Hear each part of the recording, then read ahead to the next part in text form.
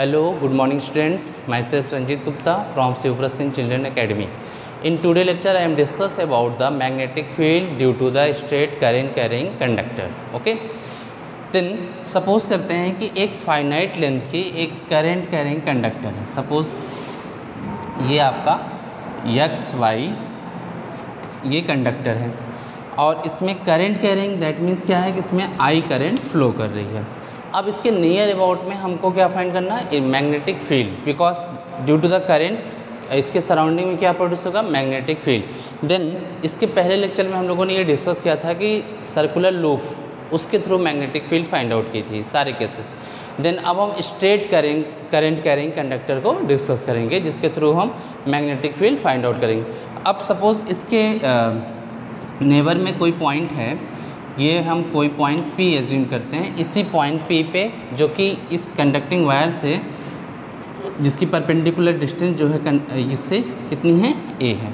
ये A distance पे ये पॉइंट P, इसकी परपेंडिकुलर डिस्टेंस कितनी है, A है. ये अब यहाँ पे हमें फाइंड आउट करना है. तो देन हम क्योंकि ये फाइनाइट लेंथ की है तो हम इसके इंड हमें ऑलरेडी पता है, ये इंड x है, ये इंड y. अब सपोज़ करते हैं कि यहाँ से हम इसे एंगल डिफाइन करेंगे कि ये इंड इसके साथ कितना एंगल बना रहा होगा, मींस परपेंडिकुलर जो डिस्टेंस है उसके साथ कितना एंगल बना रहा होगा. तो सपोज़ इसके थ्रू जो ये एंगल ये बन रहा है इसको हम φ1 एज्यूम कर लेते हैं. ये डिस्टेंस a है, देन ये एंगल जो बन रहा है ये φ1, और दूसरे एंड के थ्रू यहाँ पे जो एंगल हम डिफाइन कर रहे हैं ये क्या है, φ2. जैसा कि हम यहाँ पे कोई एक जनरल केस ले रहे हैं. जनरल का मतलब ये है हम चाहते तो इसके एकदम परपेंडिकुलर बाइसेक्ट पे भी पॉइंट ले सकते थे, बट हम एट जनरल ले रहे हैं कि मतलब जनरली कहीं भी P पॉइंट हो इस कह सकते हैं कि इस करंट कैरिंग स्ट्रेट कंडक्टर के नियर में कहीं भी कोई पॉइंट हो तो वहाँ पे हम उसके मैग्नेटिक फील्ड की वैल्यू क्या होगी. देन जैसे कि हमने यहाँ पे लिया तो ये यहाँ से इंड से ये एंगल φ1 और यहाँ से इस इंड से ये एंगल क्या बन रहा, φ2. अगर हमने जस्ट मिड में लिया होता तो दोनों एंगल सेम बनता. ओके. देन बट ये क्या हो रहा है, डिफरेंट एंगल यहाँ पे बन रहे हैं. अब बिकॉज क्या है कि टर्म 1 का ये सिलेबस है, जैसे चैप्टर 1 टू चैप्टर 7 हमारा क्या है, टर्म 1 में आना है. और टर्म 1 में आपका सारे के सारे क्वेश्चन श्योर है कि MCQ टाइप आएंगे, मीन्स मल्टीपल चॉइस क्वेश्चंस के टाइप के. तो वहाँ पे बेटा डेरिवेशन तो नहीं पूछा जाएगा आपसे, बट क्या होगा उससे रिलेटेड न्यूमेरिकल्स पूछे जाएंगे, कॉन्सेप्ट पूछे जाएंगे. इसलिए हम क्या करते हैं कि इसके डेरिवेशन को स्किप कर देते हैं, मीन्स हम इसके ज़्यादातर इसके न्यूमेरिकल्स, इससे रिलेटेड जो न्यूमेरिकल्स है उसके वेरिएशन पे ज़्यादा फोकस करेंगे. ओके. तो सो इसी वजह से हम इसके डेरिवेशन को स्किप करते हुए डायरेक्टली हम इसकी वैल्यू बताते हैं. ठीक है, कि मीन्स अगर कोई फाइनाइट लेंथ की करंट कैरिंग कंडक्टर है और उसके नेबर में किसी पॉइंट पे हमें मैग्नेटिक फील्ड चाहिए due to the current carrying conductor, then उस मैग्नेटिक फील्ड की जो वैल्यू होती है ये वैल्यू जो है B = μ0/4π into I/A. I means current flowing through that conductor. A क्या है, perpendicular distance from the conductor to point. ठीक है, इस पॉइंट और कंडक्टर के बीच की ये परपेंडिकुलर डिस्टेंस है A, ये यहाँ पे इंटू साइन φ1 प्लस साइन φ2.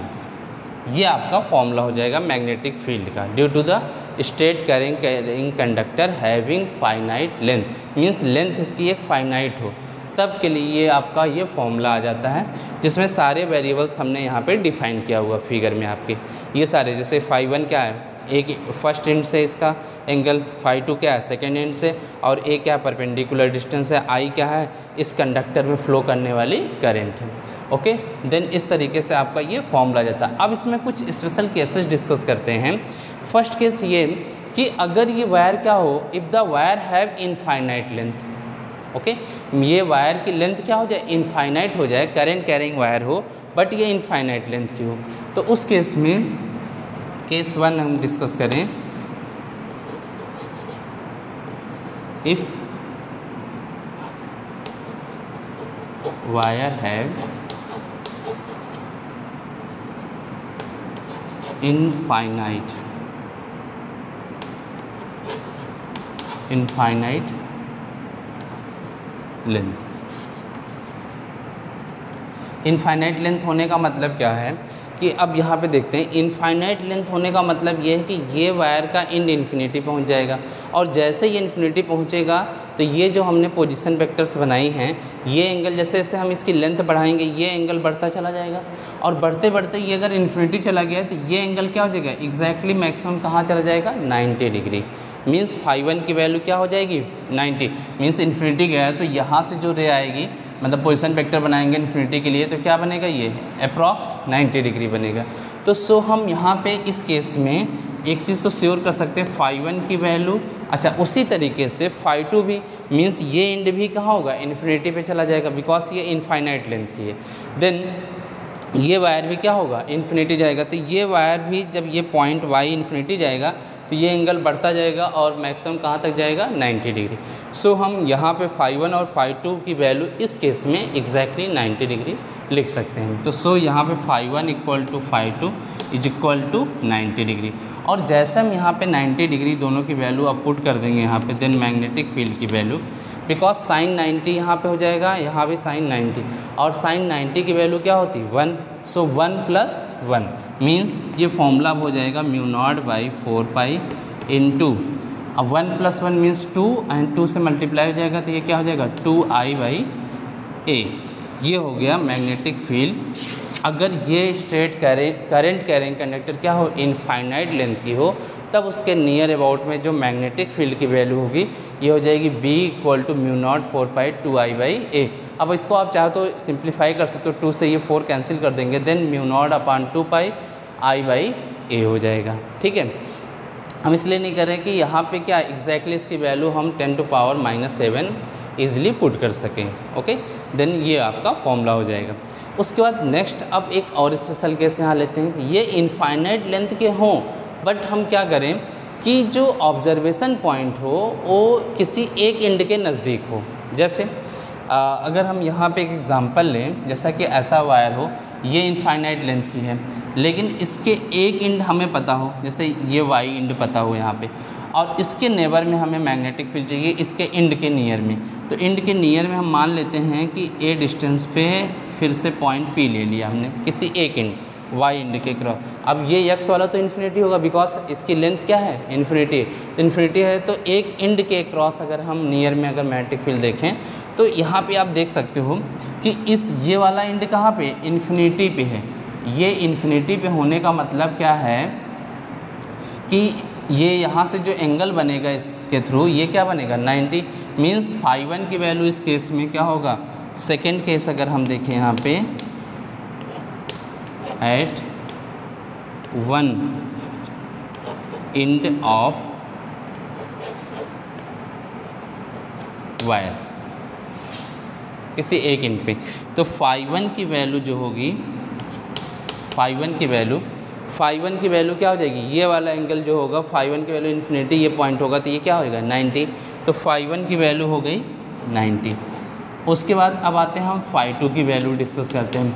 φ2 क्या होगा कि φ2 आप कहोगे एंड से वहाँ पे हम पोजीशन बनाते हैं तो वो पोजीशन भी इसी के साथ कोइंसाइड कर जाएगी। और जैसे यहाँ पे हम देखें तो ये एंड अगर यहाँ पे आ जाए मीन्स तो क्या होगा कि ये जो वेक्टर हमने ये बनाया हुआ है पोजीशन, तो ये इसी पे कोइंसाइड कर जाएगा, सो 0 डिग्री हो जाएगा। तो φ2 की वैल्यू इस केस में 0। तो φ1 की वैल्यू 90 डिग्री और φ2 की वैल्यू 0 डिग्री। ये वैल्यू हम यहाँ पे पुट कर देंगे। देन मैग्नेटिक फील्ड की वैल्यू क्या मिल जाएगी, μ0/4π इंटू I/A। अब देखो यहाँ पे साइन, यहाँ φ1 की वैल्यू क्या रख देंगे 90, और यहाँ पे इसकी वैल्यू φ2 की वैल्यू 0।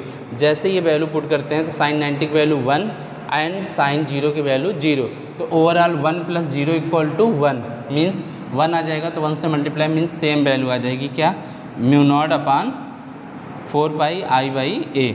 तो ये हो जाएगा इस केस में मैग्नेटिक फील्ड की वैल्यू। तो आप ये देख सकते हो कि ये जो मैग्नेटिक फील्ड की वैल्यू एंड पे आई है इनफाइनाइट वायर के लिए, ये जो है इसका जस्ट क्या है, हाफ है।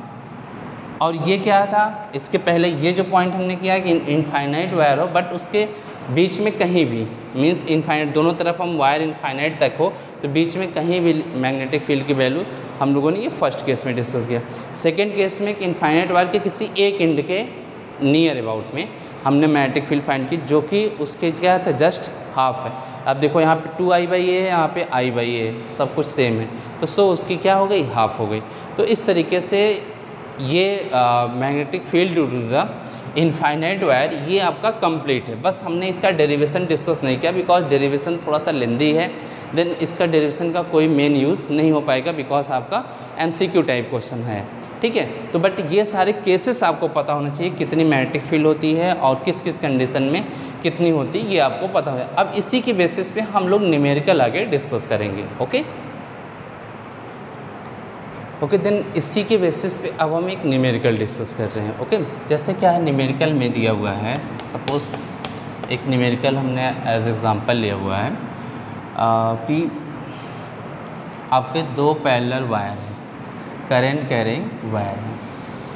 अब ये दोनों वायर जो हैं इनफाइनाइट लेंथ के हैं, ओके, और ये एक कंडक्टर में 30 एम्पियर की करंट फ्लो कर रही, मींस I1 की वैल्यू दिया है 30 एम्पियर, और दूसरे कंडक्टर में जो करंट है ये हम मान लेते हैं I2 जिसकी वैल्यू दिया है 20 एम्पियर। I1 30 एंड I2 की वैल्यू 20 एम्पियर, बट डायरेक्शन दोनों की जस्ट अपोजिट है। और यहाँ पे 3 ऑब्जर्वेशन पॉइंट दिए हुए हैं, एक ऑब्जर्वेशन पॉइंट P, एक है Q और एक है ऑब्जर्वेशन पॉइंट R, इन तीनों। अब यहाँ पे हाँ एक चीज़ यहाँ पे स्किप हो रही है कि हमने अभी तक जो अभी डिस्कस किया कि due to the straight current carrying conductor magnetic field हम लोगों ने डिस्कस कर लिया, बट इसमें मैग्नेटिक फील्ड की डायरेक्शन कैसे फाइंड आउट करेंगे। तो मैग्नेटिक फील्ड की डायरेक्शन फाइंड आउट करने के लिए यहाँ भी थंब रूल यूज़ करते हैं। थंब रूल में क्या होता है कि आप अपने थंब को करंट की डायरेक्शन में रखते हैं, देन आपकी फिंगर्स क्या बताती है, मैग्नेटिक फील्ड को। जैसे इस पॉइंट पे अगर हम देखें P पॉइंट, तो इसकी वजह से मैग्नेटिक फील्ड की क्या डायरेक्शन होगी, तो हम यहाँ थंब रूल के अकॉर्डिंग देख सकते हो आप कि हमने थंब किसकी डायरेक्शन है, करंट की, देन हमारी फिंगर्स इस तरीके से बेंड हो रही हैं, मतलब इधर से ऐसे मैग्नेटिक फील्ड इधर से ऐसे ये सर्कुलेट हो रही है। मतलब इस पॉइंट पे आप कह सकते हो कि मैग्नेटिक फील्ड जो होगी ऐसे पेपर प्लेन के, ये क्या होगी, बोर्ड जो प्लेन है उसके परपेंडिकुलर इनवर्ड होगी। तो जब इनवर्ड मैग्नेटिक फील्ड होती है उसको हम ऐसे क्रॉस से दिखाते हैं, क्रॉस साइन का मतलब पेपर प्लेन के परपेंडिकुलर इनवर्ड। अब यहाँ पे एक और पॉइंट अगर हम Q लें यहाँ पे, तो अब Q पॉइंट पे कैसी मैग्नेटिक फील्ड होगी, तो यहाँ पे देखो ये थंब रूल के अकॉर्डिंग मैग्नेटिक फील्ड इधर से इंटर कर रही, इधर से बाहर आ रही, इस तरीके से सर्कुलेट कर रही। तो सो इस पॉइंट पे मैग्नेटिक फील्ड की वैल्यू जो होगी ऐसे डॉट दिखाएंगे। डॉट का मतलब क्या होगा कि मैग्नेटिक फील्ड जो कि परपेंडिकुलर आउटवर्ड डायरेक्शन में, मीन्स यहाँ पे इस तरफ ऐसे निकल रही, तो ये ऐसे सर्कुलेट कर रही है ना, यहाँ से ऐसे निकल के ऐसे इंटर कर रही, फिर पीछे से ये आ रही है। तो सो यहाँ पे क्या होगी, परपेंडिकुलर आउटवर्ड, और ये क्या हो गया, इनवर्ड, ठीक है। तो यहाँ पे ये सिंबल बार बार हम यूज़ करेंगे। पेपर प्लेन के ये क्या, क्रॉस का मतलब इनवर्ड और डॉट का मतलब होता है परपेंडिकुलर आउटवर्ड। ओके, ये हम रूल यूज़ करते हैं थंब रूल की हेल्प से स्ट्रेट कंडक्टर के मैग्नेटिक फील्ड की डायरेक्शन को भी डिफाइन कर। इसके जस्ट पहले हम लोगों ने जो सर्कुलर लूप में पढ़ा था वहाँ भी थंब रूल यूज़ कर रहे थे, बट सर्कुलर लूप में प्रॉब्लम क्या थी कि जैसे कि उसमें थोड़ा सा चेंज है। जैसे ये करंट कैरिंग सर्कुलर लूप है, मीन्स इसमें करंट इस डायरेक्शन में फ्लो करी और यहाँ पे सपोज मैग्नेटिक फील्ड चाहिए हमको, तो उसके लिए हम क्या करते हैं, थंब रूल यहाँ भी यूज़ करें, बट हम यहाँ पे फिंगर्स को करंट की डायरेक्शन में रखते थे। मीन्स अगर करंट है ये आई, तो यहाँ पे थंब रूल में करंट की डायरेक्शन में अपने फिंगर्स को बेंड करते थे, देन करंट को फिंगर्स को करंट की डायरेक्शन में बेंड करते थे, देन थंब क्या बताता था, मैग्नेटिक फील्ड। जैसे अब यहाँ पे ये इस तरफ है, तो हम इस तरफ अगर फिंगर्स को बेंड करें तो हमारा थंब क्या आ रहा है, इनवर्ड आ रहा है। ओके, और अगर यही एंटी क्लॉक होता तो हम क्या करते हैं, एंटी क्लॉक वाइज डायरेक्शन में फिंगर्स को बेंड करते हैं, तो हमारा थंब की डायरेक्शन क्या आ रहा है, परपेंडिकुलर आउटवर्ड आ रहा है। ओके, और इसमें जस्ट इसका अपोजिट हो जाता है, थंब रूल यहाँ भी वही अप्लाई होता है, बट इसमें अब हम फिंगर्स को इसमें क्या, फिंगर्स को करंट डायरेक्शन में करते थे, देन थंब मैग्नेटिक फील्ड की डायरेक्शन को शो करता था। देन यहाँ पे क्या हो रहा है कि स्ट्रेट कंडक्टर में हमें थंब को क्या करना है, करंट की डायरेक्शन में रखना है, एंड देन हमारी फिंगर्स जो होंगे मैग्नेटिक फील्ड को डिफाइन करती हैं। ओके, मीन्स दोनों में आप ये चीज़ नोटिस रखिएगा कि मतलब हमें यहाँ पे सर्कुलर कॉइल में अगर सर्कुलर फॉर्म में अगर करंट फ्लो कर रही है तो भी हम डायरेक्शन के लिए थंब रूल यूज़ करते हैं, बट फिंगर्स को करंट की डायरेक्शन रखते हैं, देन थंब हमारा मैग्नेटिक फील्ड की डायरेक्शन रिप्रेजेंट करता है। लेकिन स्ट्रेट कंडक्टर में हम थंब को करंट की डायरेक्शन में रखते हैं, देन हमारे फिंगर्स जो है मैग्नेटिक फील्ड की डायरेक्शन को रिप्रेजेंट करते हैं। ओके, देन अब हम क्वेश्चन को यहाँ पे डिस्कस करते हैं। जैसे अब यहाँ पे P पॉइंट जो है इस वायर से 10 सेंटीमीटर पे है, 10 सेंटीमीटर पे, और ये Q भी यहाँ से, और ये R ये सब जो है 10-10 सेंटीमीटर पे हैं। ओके, ये देखो, तो सबसे पहले इसके थ्रू हम मैग्नेटिक फील्ड P पॉइंट पे हम निकालेंगे नेट मैग्नेटिक फील्ड की क्या वैल्यू होगी। तो P पॉइंट पे मैग्नेटिक फील्ड की वैल्यू अगर हमें निकालनी है, इसके वजह से हम कहेंगे यहाँ पे B1 मैग्नेटिक फील्ड है और इसकी वजह से B2 मैग्नेटिक फील्ड है। तो B1 B2 की इंडिविजुअल वैल्यू निकालेंगे, देन उसका फिर क्या करेंगे, रिजल्टेंट फाइंड आउट करेंगे। तो सबसे पहले हम देखते हैं यहाँ पे B1, जैसे ये हमने वायर लिया, इस P पॉइंट को सबसे पहले हम डिस्कस करते हैं। फॉर पॉइंट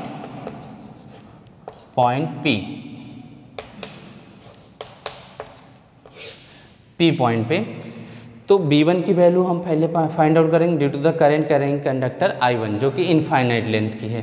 तो हम यहाँ पे B1 की वैल्यू अगर देखें तो B1 इक्वल टू हम यहाँ पे लिख सकते हैं mu naught by, infinite length की वायर के लिए फॉर्मूला क्या होता है, mu naught by 4 2I by A। ठीक है, तो यहाँ पे हम सारी वैल्यू अगर पुट करें B1 के लिए, तो B1 के लिए ये वैल्यू क्या होगी, 10 to power -7। उसके बाद इंटू 2I की वैल्यू कितनी है, 30 एम्पियर। सो ये हो गया 30 डिवाइडेड बाई A, मतलब क्या है, परपेंडिकुलर डिस्टेंस, यहाँ से यहाँ तक की परपेंडिकुलर डिस्टेंस कितनी है, 10 सेंटीमीटर। इसको मीटर में चेंज कर देते हैं, तो 10 सेंटीमीटर को मीटर में चेंज करेंगे तो क्या आएगा, 10 to power -1 मीटर। अब इसे हम सॉल्व कर लेते हैं। सॉल्व करते हैं तो इसकी वैल्यू क्या आ जाएगी, 2 3 जा 6 इंटू, और ये बिकॉज एक जीरो यहाँ से, तो ये ऊपर जाके क्या हो जाएगा +1 और ये हो जाएगा +2, मीन्स 10 to power -5 टेस्ला। ये हो गया B1 मैग्नेटिक फील्ड की वैल्यू। अब हम B2 की वैल्यू भी फाइंड आउट करेंगे। B2 के लिए क्या होगा, फिर सेम फॉर्मूले में अप्लाई करेंगे। B2 क्या है, due to the second conductor, ठीक है, ये भी इनफाइनाइट लेंथ की है, बट यहाँ से ये P पॉइंट की डिस्टेंस कितनी हुई, 10 + 10 + 10 मीन्स 30 सेंटीमीटर पे होगा। ओके, और करंट की वैल्यू कितनी है, 20 एम्पियर। सो मैग्नेटिक फील्ड की वैल्यू हम अगर फाइंड आउट करें तो फिर से हम यहाँ पे म्यू नॉट बाई 4 की value 10 to power -7 into 2I की वैल्यू कितनी है, 20 एम्पियर, एंड देन आपका डिस्टेंस कितना है, 30 सेंटीमीटर। तो इसको हम लिख सकते हैं 3 × 10 to power -1, मीन्स मीटर में चेंज करेंगे तो ये हो जाएगा 3 × 10 to power -1। सो सिंप्लीफाई कर देते हैं तो ये हो जाएगा 4, देन 4/3 इंटू, अब फिर से वही ये ऊपर जाएगा 10 +1 मतलब यहाँ से 10 to power 1 2 हो जाएगा, और ये -7 मीन्स 10 to power -5। अब उसके बाद B2 की वैल्यू मिल गई। अब B1 B2 की वैल्यू हमें इंडिविजुअली मिल जाती है, तो बिकॉज मैग्नेटिक फील्ड क्या है, एक वेक्टर क्वांटिटी, तो नेट मैग्नेटिक फील्ड कितनी होगी इस P पॉइंट पे, तो इसके लिए आप क्या करोगे, वेक्टर रिजल्टेंट देखोगे इनका। तो वेक्टर का रिजल्टेंट करने के लिए डायरेक्शन पता होना चाहिए। जैसे हम देखें थंब रूल अप्लाई करें तो यहाँ पे देखो करंट की डायरेक्शन में हमने थंब रखा, देन मैग्नेटिक फील्ड क्या होगी, इस तरीके से इस तरफ से एंटर करे, इस तरफ निकले, तो यहाँ पे इसकी वजह से B1 की डायरेक्शन क्या होगी, B1 की डायरेक्शन में के लिए आप डॉट लगाओगे, बिकॉज परपेंडिकुलर आउटवर्ड, ये बाहर की ओर होगी। अब इसके लिए अब यहाँ पे देखें तो ये क्या होगा, डाउनवर्ड, तो थंब हमने डाउनवर्ड रखा, देन फिंगर्स क्या हो रहे, इधर से इंटर कर रहे और उधर से बाहर, तो इधर से इंटर करने का मतलब B2 की डायरेक्शन क्या होगा, वर्टिकली इनवर्ड होगा, परपेंडिकुलर इनवर्ड होगा। सो दोनों अपोजिट डायरेक्शन में हैं, तो जब दो वेक्टर एग्जैक्टली अपोजिट डायरेक्शन में हो तो उनका नेट वैल्यू क्या होता, उनका माइनस कर दें, उनके मैग्नीट्यूड का क्या कर दें, माइनस। तो सो हम नेट वैल्यू एट P की वैल्यू क्या लिखेंगे, अब यहाँ से जो भी ग्रेटर वैल्यू उसमें से स्मॉलर वैल्यू हम क्या करेंगे, माइनस कर देंगे, मीन्स B1 माइनस B2 कर देंगे। तो B1 माइनस B2 आप करोगे तो क्या हो जाएगा, 6 × 10 to power -5 माइनस ये क्या है 4/3 इंटू 10⁻⁻5। अब यहाँ पे इसको हम सिंप्लीफाई कर लेंगे, देन हमें नेट मैग्नेटिक फील्ड की वैल्यू मिल जाएगी। उसी तरीके से अब हम नेक्स्ट जो है फॉर पॉइंट क्यू करेंगे। फॉर पॉइंट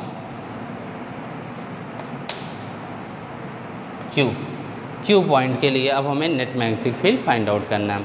तो अब क्यू के लिए फाइंड आउट करने के लिए फिर से वही सेम प्रोसीजर अप्लाई करेंगे।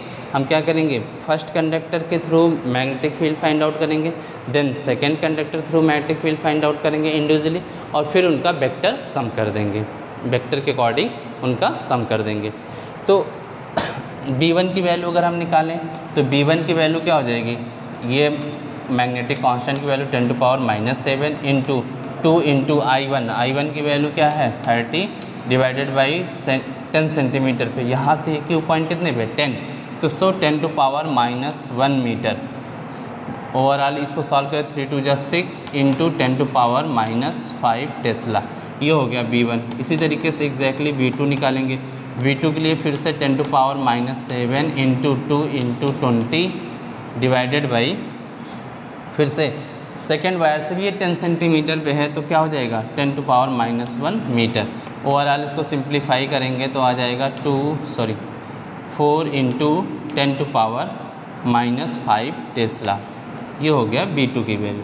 Then net magnetic field at Q is equal to, अब कैसे फाइंड आउट करेंगे, नेट वैल्यू डायरेक्टली ऐड या सब्ट्रैक्ट नहीं करना, पहले देखना है कि उसकी डायरेक्शन क्या है। डायरेक्शन अगर अपोजिट है तो माइनस, सेम डायरेक्शन है तो उनको ऐड कर देंगे, ठीक है। परपेंडिकुलर हैं तो उनको उस अकॉर्डिंग हम करेंगे। जैसे देखें अब इसमें डायरेक्शन देखें B1 और B2 का, तो B1 के लिए देखो थंब रूल अप्लाई करते हैं तो क्या हो रहा है, फिंगर्स हमारी ऐसे बेंड हो रही हैं, मतलब इधर से इंटर करके इधर निकल रही, तो यहाँ पे इंटर कर रही है, तो यहाँ पे मैग्नेटिक फील्ड B1 के लिए हम साइन लगाएंगे क्रॉस, क्योंकि ये इनवर्ड है, परपेंडिकुलर इनवर्ड।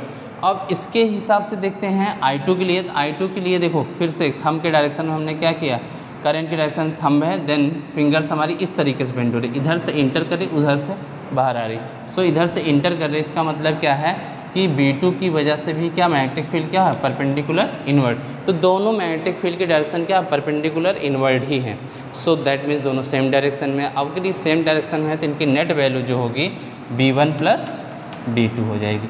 सो B1 प्लस B2 मीन्स दोनों को हम सम कर देंगे, तो क्या हो जाएगा 6 + 4 10 इंटू 10⁻⁻5 और 10⁻⁴ टेस्ला, ये हो गया Q के लिए। इसी तरीके से सिमिलरली आप R के लिए भी फाइंड आउट कर सकते हो, ये आपके लिए हम छोड़ रहे हैं, देन R के लिए आप लोग ये फाइंड आउट करोगे। जैसे हमने R के लिए फाइंड आउट करना है तो सबसे पहले ड्यू टू द I1 यहाँ पे मैग्नेटिक फील्ड निकालिए, ठीक है, सेपरेटली, फिर इसके सेकंड वायर के थ्रू B2 की वैल्यू निकालिए, एंड देन आप उसकी डायरेक्शन देखिए, डायरेक्शन अगर अपोजिट है तो माइनस करिए, अगर सेम डायरेक्शन में है तो प्लस करिए, देन आपका नेट वैल्यू R पे भी इसी तरीके से आ जाएगा। ओके, नेक्स्ट क्वेश्चन हम लोग यहाँ पे एक दूसरे टाइप का देखते हैं। जैसे कि सपोज दैट यहाँ पे दो कंडक्टिंग वायर है, एक यहाँ P पॉइंट पे है और एक यहाँ पे है,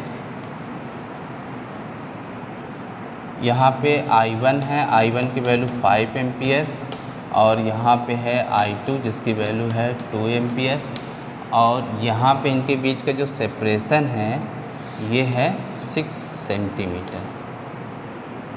मतलब आप क्वेश्चन को ये समझिए कि इस तरीके से वायर रखा हुआ है, ऐसे ये पेपर प्लेन है, पेपर प्लेन पे ऐसे वायर है, ये इनफाइनाइट लेंथ की वायर्स हैं, ठीक है, और पैरेलल में रखी हैं एक दूसरे से 6 सेंटीमीटर, ये जो सेपरेशन है ये वायर की। और I1 जो इसमें फर्स्ट वायर में करंट ड्रॉ हो रही 5 एम्पियर, I2 जिसमें ये करंट ड्रॉ हो रही कितनी 2 एम्पियर। ओके, तो क्वेश्चन आप समझ पा रहे होंगे, ये 3D टाइप का। ये क्रॉस का मतलब क्या है कि यहाँ पे करंट की डायरेक्शन क्या परपेंडिकुलर ऐसे इनवर्ड, मीन्स ये अगर वायर है तो वायर में करंट इधर से बाहर से अंदर की ओर जा रही है, ठीक है, और यहाँ पे है तो ये डॉट का मतलब क्या है कि जो करंट है अंदर से बाहर की ओर जा रही है, मतलब करंट डायरेक्शन ये बाहर की ओर है इसमें, और इसमें क्या है अंदर की ओर है। ओके, क्वेश्चन क्लियर हो गया होगा। अब क्वेश्चन में क्या पूछ रहा है कि आपको फाइंड आउट करना है ऐसा पॉइंट इनकी लाइन ज्वाइनिंग के अलॉन्ग, ऐसा पॉइंट जहाँ पे मैग्नेटिक फील्ड की वैल्यू 0 हो जाए, नेट मैग्नेटिक फील्ड की वैल्यू क्या हो जाए 0। अब इस टाइप का क्वेश्चन हम लोगों ने चार्ज के केस में किया हुआ था। जैसे चार्ज के केस में कि हमें 2 चार्जेस गिवन होता था Q1 एंड Q2, और हमें ये बोला जाता था कि मतलब आप इनके लाइन ज्वाइनिंग के पे कहीं भी ये फाइंड आउट करिए कि कहाँ पे इलेक्ट्रिक फील्ड की वैल्यू 0 होगी, नेट इलेक्ट्रिक फील्ड 0 होगा। तो हम लोग यहाँ पे Q1 Q2 की वजह से अलग अलग इलेक्ट्रिक फील्ड फाइंड आउट करते थे, और 0 जहाँ पे तो वहाँ पे नेट वैल्यू क्या होती थी E1 + E2 = 0 दिखा देते थे। मीन्स या ये दिखा सकते थे कि E1 का मैग्नीट्यूड और E2 का मैग्नीट्यूड इक्वल है। अगर ये दोनों अपोजिट, जैसे इसकी वजह से मैग्नेटिक फील्ड अगर दोनों ये पॉजिटिव, मान लेते हैं कोई पॉइंट ऐसे जनरल ये C पॉइंट है, AB पे ये रखे हुए, तो इसके वजह से Q1 की वजह से इलेक्ट्रिक फील्ड ऐसे आउटवर्ड हो जाती थी, इसकी वजह से ये इधर की तरफ आउटवर्ड, देन ये अपोजिट हैं। तो अगर इनकी वैल्यू सेम हो जाए, E1 का मैग्नीट्यूड = E2 का मैग्नीट्यूड, तो इसकी वैल्यू क्या हो जाएगी, नेट वैल्यू अगर हम निकालेंगे जब, क्योंकि अपोजिट हैं, तो E1 - E2 करेंगे, देन क्या आ जाता था 0। तो वही कॉन्सेप्ट हम यहाँ भी मैग्नेटिक फील्ड की वैल्यू 0 जिस पॉइंट होगी उस पॉइंट की लोकेशन फाइंड आउट करनी है, जैसे चार्ज के केस में हम लोगों ने किया हुआ था। तो अब इस टाइप के क्वेश्चन को एकदम सेम लॉजिक से यहाँ भी करेंगे। सेम लॉजिक का मतलब क्या है, अब जैसे देखेंगे अगर हम बीच में इनके कोई पॉइंट लेते हैं, सपोज़ यहाँ पे पॉइंट A लिया हमने, तो पॉइंट A पे देखें, इसके वजह से मैग्नेटिक फील्ड क्या होगा, तो हम कहेंगे स्ट्रेट कंडक्टर हम थंब के डायरेक्शन में क्या रखेंगे, करंट की डायरेक्शन में थंब को रखेंगे, देन यही क्या बताएंगे, फिंगर्स हमारी क्या बताएंगे, मैग्नेटिक फील्ड। तो आप यहाँ देखो कि हमने थंब इसके डायरेक्शन में मैग्नेटिक फील्ड करंट किस तरफ है, क्रॉस का मतलब ऐसे अंदर की ओर जा रही, तो मतलब थंब हमने इस तरीके से रख दिया, थंब यहाँ पे इस तरीके से रखा, तो हमारी फिंगर्स ऐसे बेंड कर रही, मतलब यहाँ पे मैग्नेटिक फील्ड की डायरेक्शन डाउनवर्ड होगी, ऐसे वर्टिकली डाउनवर्ड इस तरफ हो गई। अब इसकी वजह से देखते हैं यहाँ पे, तो यहाँ पे करंट क्या हो रही, बाहर की ओर जा रही, मतलब परपेंडिकुलर आउटवर्ड। सो बाहर हमने थंब रखा, देन इसको अगर हम बेंड करें तो ये क्या बता रहा है कि ऐसे, मतलब यहाँ पे ये मैग्नेटिक फील्ड डायरेक्शन डाउनवर्ड होगी। इसके वजह से भी V2 की भी वैल्यू क्या आई, डाउनवर्ड। तो दोनों मैग्नेटिक फील्ड अगर सेम डायरेक्शन में आ रहे हैं इसकी वजह से, तो कभी ऐसा नहीं होता, क्योंकि इनकी नेट वैल्यू V1 + V2 होगी, और V1 + V2 की वैल्यू कभी भी सम जो है किसी का मैग्नीट्यूड का सम जो कभी 0 तो होगा नहीं। तो सो इनके बीच में किसी भी पॉइंट में मैग्नेटिक फील्ड की वैल्यू 0 नहीं होगी। इसका मतलब हम आउटसाइड में देखेंगे, तो आउटसाइड में ध्यान दीजिएगा किधर देखना, जिस तरफ आप कह सकते हो स्मॉल मैग्नीट्यूड की करंट हो, जैसे इस तरफ 5 एम्पियर के, इस तरफ क्या है 2 एम्पियर, तो हम कहेंगे कि ये 2 एम्पियर की स्मॉल मैग्नीट्यूड की करंट है। सो इसी की तरफ हम इसी लाइन ज्वाइनिंग के अलॉन्ग हम देखेंगे। तो हम यहाँ पे कोई ऐसा एक्सटेंड करके कोई पॉइंट हमने ले लिया, सपोज़ ये पॉइंट B या ऐसा P पॉइंट है, इस P पॉइंट पे देखें, तो इसकी वजह से क्या होगा, मैग्नेटिक फील्ड क्या अंदर की ओर है, तो अंदर की मतलब ऐसे डाउनवर्ड, तो यहाँ पे क्या होगा, रेडियली ऐसे ये जाएगी तो ऐसे डाउनवर्ड, तो मतलब इस तरफ जो भी पॉइंट होगा उस पर सब में डाउनवर्ड, तो यहाँ पे B1 की वैल्यू क्या होगी, डाउनवर्ड आ गई। अब इसकी वजह से देखें, तो इसकी वजह से ये देखो बाहर की ओर, तो ये क्या रहे इस तरीके से, मतलब यहाँ से ऐसे मैग्नेटिक फील्ड ऐसे घूम रही, तो यहाँ पे अपवर्ड होगी। तो सो हम यहाँ पे दिखाएंगे कि मैग्नेटिक फील्ड B2 जो होगी यहाँ पे अपवर्ड है। अब ये ऐसा सिचुएशन हो सकता है कि B1 और B2 मैग्नीट्यूड में क्या हो जाए, सेम, और जिस भी पॉइंट पे यहाँ से जिस भी पॉइंट पे ये कहीं भी दोनों की वैल्यू सेम हुई तो नेट वैल्यू क्या हो जाएगी, 0, बिकॉज ये अपोजिट डायरेक्शन में है, तो इनकी नेट वैल्यू B1 - B2, और B1 B2 अगर इक्वल है तो उनकी नेट वैल्यू क्या आ जाएगी, 0। तो हम यहाँ पे इसको सॉल्व करें, इसका मतलब बीच में तो नहीं कहीं होगा, बट इस पॉइंट पे हो सकता है। तो ये पॉइंट का कितने डिस्टेंस पे है, तो हम मानते हैं कि दूसरा जो I2 एम्पियर की करंट है उससे ये जो है यक्स डिस्टेंस पे है। ओके, तो देन इसको सॉल्व करते हैं। तो इसका मतलब हम सिर्फ और सिर्फ क्या कंडीशन लगा दें, B1 बराबर क्या हो जाए, B2, दोनों का मैग्नीट्यूड अगर सेम आ जाता देन नेट वैल्यू अपने आप ही 0 हो जाए, क्योंकि नेट वैल्यू निकालने के लिए B1 - B2 करेंगे, देन 0। तो सो हम कंडीशन क्या हमें मिल गया कि B1 नेट वैल्यू 0 होने के लिए B1 बराबर क्या होना चाहिए, B2, दोनों का मैग्नीट्यूड सेम।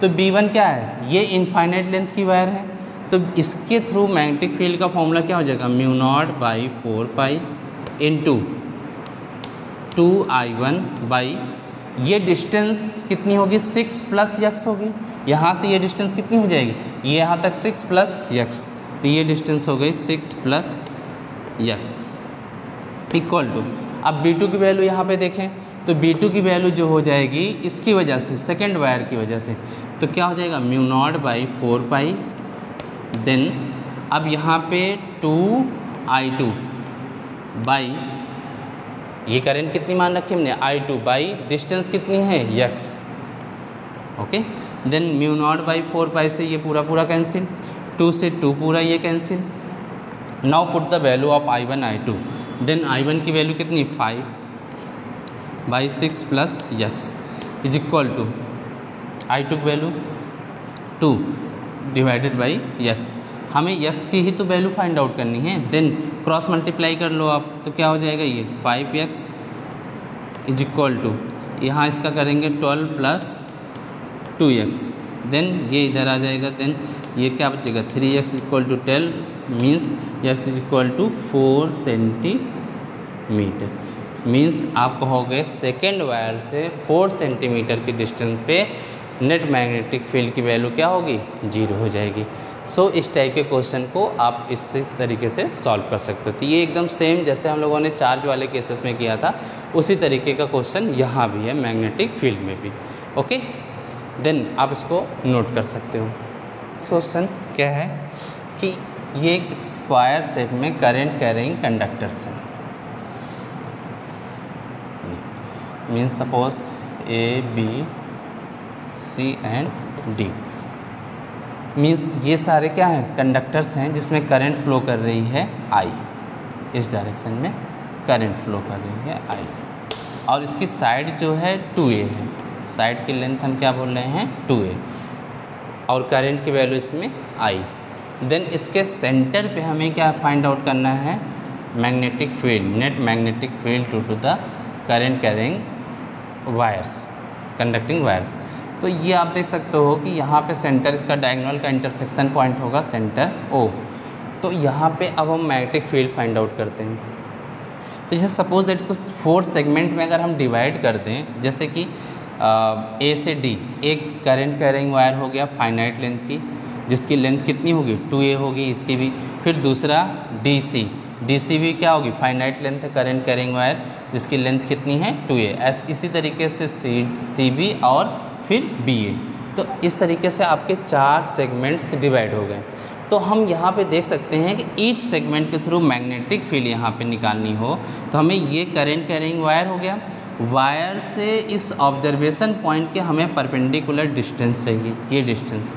अब ये डिस्टेंस एग्जैक्टली यहाँ पे गिवन नहीं है, सिर्फ इसकी साइड गिवन है और इसमें करंट कितनी फ्लो कर रही ये है।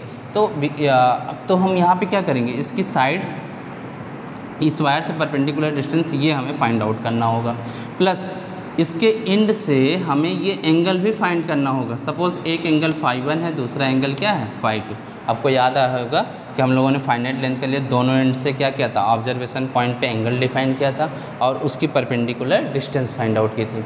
तो हम किसी एक वायर के थ्रू, जैसे हम DC सेक्शन का अगर मैग्नेटिक फील्ड यहाँ फाइंड आउट कर लें तो देन सारे वायर्स क्या क्या सिमेट्रिकल है, मीन्स सब आइडेंटिकल है, मीन्स सब में करंट सेम है, लेंथ सेम है, सबके लिए ये डिस्टेंस सेम होगी और सबके लिए ये जो एंगल ϕ1 ϕ2 है सबके लिए क्या होगा सेम, बिकॉज ये क्या है स्क्वायर है।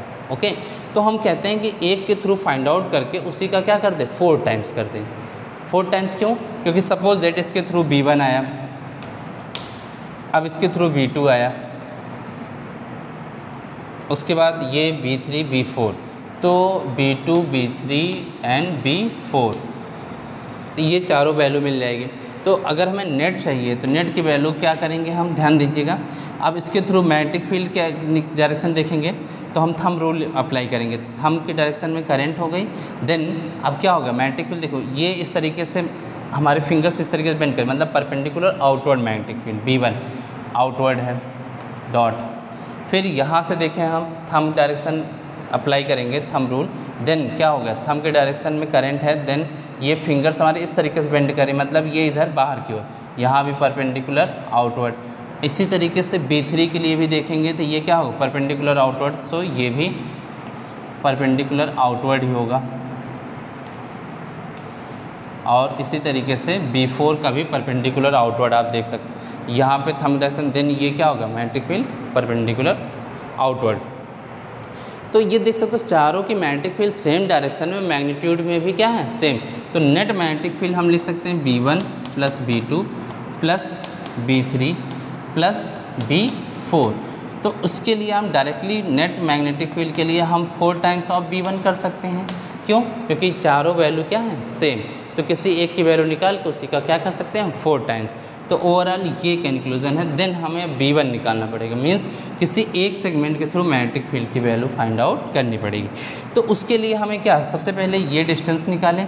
तो ये डिस्टेंस को हम अभी के लिए एज्यूम कर लेते हैं x है, ये डिस्टेंस परपेंडिकुलर डिस्टेंस।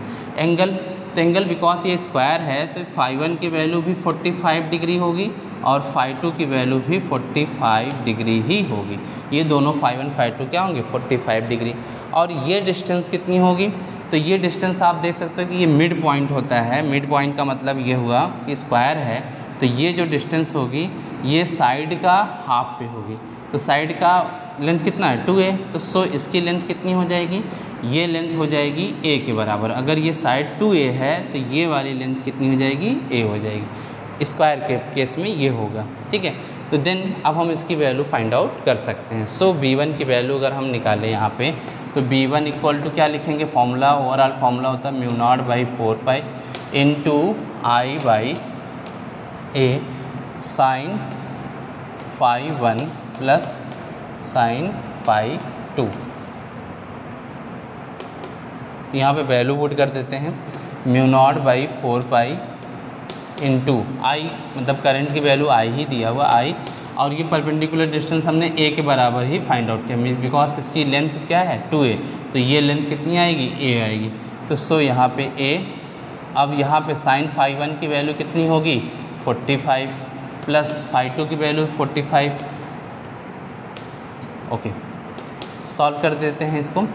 तो ये क्या होगा, साइन 45 की वैल्यू 1/√2, इसकी वैल्यू भी 1/√2। तो ओवरऑल सिंप्लीफाई करेंगे तो क्या आ जाएगा, 2/√2। तो यहाँ से μ0/4π इंटू I/a इंटू क्या हो जाएगा, 2/√2। ये आ गया ओवरऑल वैल्यू, ठीक है, B1 की वैल्यू। अब B1 की वैल्यू जो हमें मिल गई, देन नेट मैग्नेटिक फील्ड के लिए हम क्या करेंगे, इसी का 4 टाइम्स कर देंगे। तो 4 टाइम्स करने का मतलब 4 टाइम्स ऑफ द B1। तो B1 की जो वैल्यू उसमें 4 से मल्टीप्लाई कर देते हैं, तो ये क्या हो जाएगा, ओवरऑल 8 हो जाएगा, 8/√2 हो जाएगा। ये 4 से मल्टीप्लाई करते ही क्या हो जाएगा, 8/√2। तो ओवरऑल ये लिख सकते हैं 8/√2 क्या होगा, μ0/4π इंटू क्या हो जाएगा, I/a। अब इसको चाहे तो हम और सिंप्लीफाई कर सकते हैं। इसके लिए √2 से मल्टीप्लाई कर दें हम यहाँ पे। तो √2 से जैसे ही मल्टीप्लाई करेंगे तो 8√2/2 मतलब ये हो जाएगा 4। ये यहाँ से ये ऐसा करते 4 से इसको सिंप्लीफाई कर देते हैं, क्या आ जाएगा 2। और इसको जब डिवाइड करेंगे तो क्या आएगा, यहाँ से 2 में √2 से करेंगे तो √2। तो ये ओवरऑल जो वैल्यू आ जाएगी b की वैल्यू μ0/4π, सॉरी ये तो 4 तो कैंसिल हो गया ना, μ0I और a यहाँ पे πa और ऊपर क्या √2, तो यहाँ पे √2/πa। ये हो गया net magnetic field at the centre of the square. तो इस तरीके से बहुत सारे क्वेश्चन इस टाइप के आपके आते हैं, और आगे भी इसी टाइप से और भी NCERT से और भी अलग टेक्स्ट बुक क्वेश्चन से आप इस टाइप के क्वेश्चन की प्रैक्टिस करिए। देन हम नेक्स्ट लेक्चर में न्यू टॉपिक के साथ